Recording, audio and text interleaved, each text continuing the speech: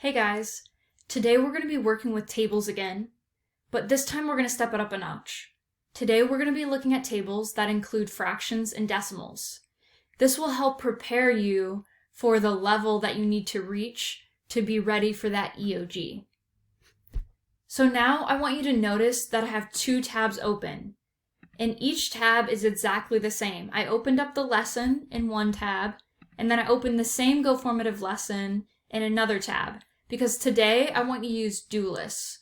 So I'm going to grab this app from that little puzzle piece over here, and then I'm going to click I want to use the 3 to 7, and I wanted the right side to be larger, so I hope you noticed that I clicked, for do lists, I clicked the right side to have this side be larger.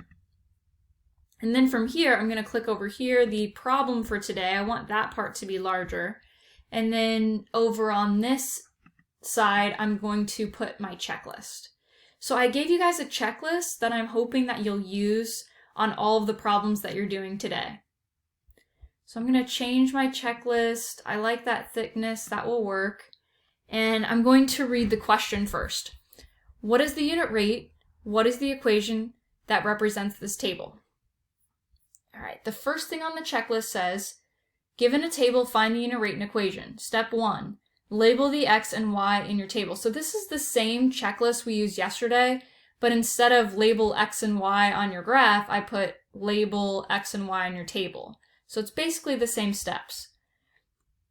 So I'm going to go ahead and check off step 1, and then over here I'm going to grab the text tool and I'm going to type my X and Y. So this is X, this is Y. Over here, this is X, this is X, this one's also X. And then the right column, those are the Y's. That's a Y value, that's a Y value. All right, let's go back to the checklist. Step 2, choose a coordinate. All right, I'm gonna go choose a coordinate. So I'm gonna grab the scribble tool, and I cannot use 0, 0 to find the unit rate. So I'll just cross that out. I will use this second point right here where it says 1/4 24. So I'm going to go ahead and write what I've chosen. 1/4 24. And then I'll go back to my checklist, grab the scribble tool. Step 3, label the coordinate. Okay, I need to do that next. So I'll use the typing tool for this. So the 1/4 is my X value, see? And the 24 is my Y value, take a look. And then I follow the 1/4 upwards, and that's connected to hours. 1/4 represents hours. And then I follow the 24 upwards, and that is connected to miles. 24 represents miles. So I filled in the information about my coordinate. So now I can go back to the checklist. And step 4, fill in the unit rate formula. All right, so we're ready for the unit rate formula. So I need to grab my scribble tool. I draw an equal sign. I draw a fraction bar, and then I'm going to write the word per. That goes with the fraction bar. I'm going to grab a new color, and then I'm also going to decrease the thickness.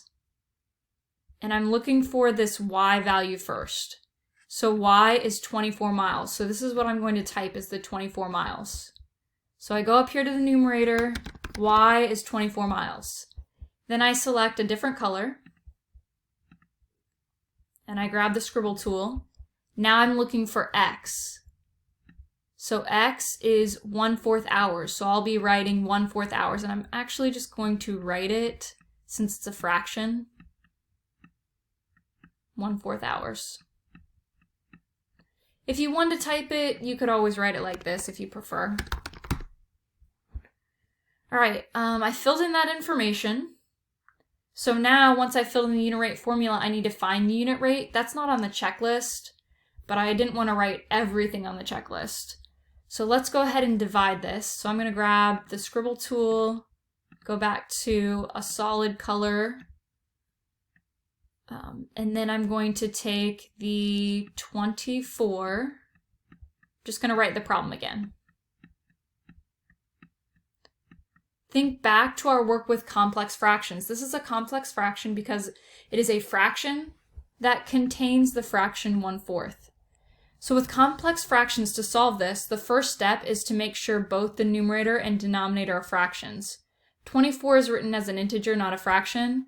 To make an integer into a fraction, just put it over 1. So I changed 24 to a fraction. And then after that, with complex fractions, you trade out the fraction bar for a division symbol. So I'm going to write that down here, a division symbol. And then you need to make sure that you write the numerator first. So the numerator goes first, 24 over 1. Some of you were making that mistake when I graded your papers. The denominator goes second, the 1/4. And then from here, with complex fractions, this is the part where we keep, change, reciprocal. Also, when I was grading, some people were changing this first fraction. The first fraction does not change. It always stays the same. So leave that fraction alone. Your changes are going to be over here. The division becomes multiplication, and then you have to write the reciprocal of 1/4, so you flip that fraction. The reciprocal of 1/4 is 4 over 1. And then once it's time to multiply, you just multiply the numerators and you multiply the denominators. So I'm going to come over here and just show my work. 24 times 4, well, 4 times 4 is 16. I place the 6 here and carry the 1. 2 times 4 is 8, plus 1 gives me 9. So the numerator becomes 96, and the denominator, 1 times 1, is 1. To finish simplifying, 96 divided by 1 is just 96. So we're going to change it back to an integer form. So this is the unit rate. So I'm going to go over to the typing, and I'm going to fill in 96, and it's mph. M for miles, P for per, H for hour. So 96 miles per hour is the unit rate. 96 miles every 1 hour. That's the speed. Part B, what is the equation? So I'm going to go over to my checklist, and we're on to our final step. We need to write the equation y equals kx. So I'll come over here, grab another color, and I go up to the equation y equals kx. Every proportional equation looks like this, y equals kx. And I cross out the k. K is the constant, the unit rate, the constant of proportionality. And we found the unit rate to be 96. So we replace k with 96. So when we type this, it's not going to say y equals kx. It's going to say y equals 96x. And don't be like a lot of students and forget the x on the end. It should read y equals the unit rate and then the x. So I'm hoping that today you can set this up using do list like I did with the checklist on the left and then your work on the right.